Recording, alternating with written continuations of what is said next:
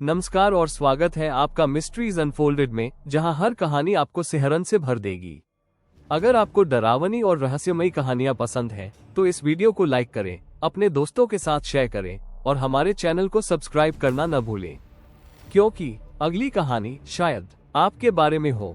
रात के 2 बजे थे। सब कुछ शांत था, सिर्फ हवा की सराहट और घर की दीवारों की पुरानी आवाजें।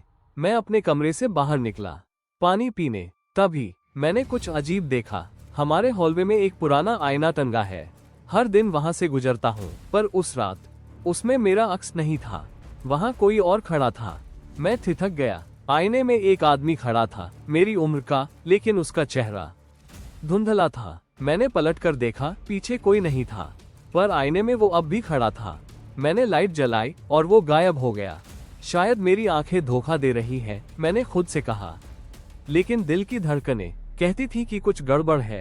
अगले कुछ दिनों तक चीजें और अजीब होती चली गईं।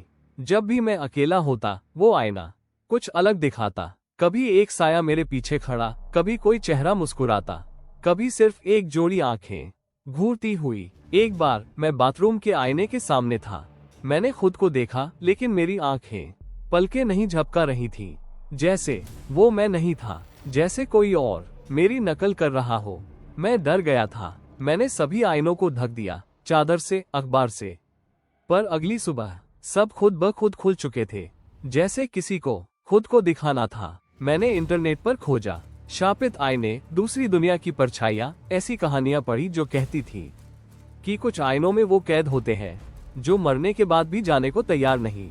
लेकिन सबसे डरावनी बात ये थी, अब वो चेहरा सिर्फ आईने तक सीमित नहीं था। मैंने उसे खिड़की के कांच में देखा, टीवी स्क्रीन में, यहाँ तक कि पानी के गिलास में भी। अब बहुत हो चुका था। मैंने हथौड़ा उठाया और आईने के सामने खड़ा हुआ। तू कौन है? मैंने चिल्लाकर पूछा, पर वो बस मुस्कुराया, एक अजीब ठंडी मुस्कान, जैसे जानता हो कि मैं कुछ नहीं कर सकता।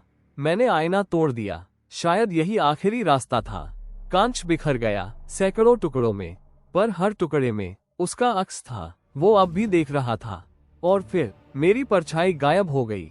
अब 1 हफ्ता हो गया है।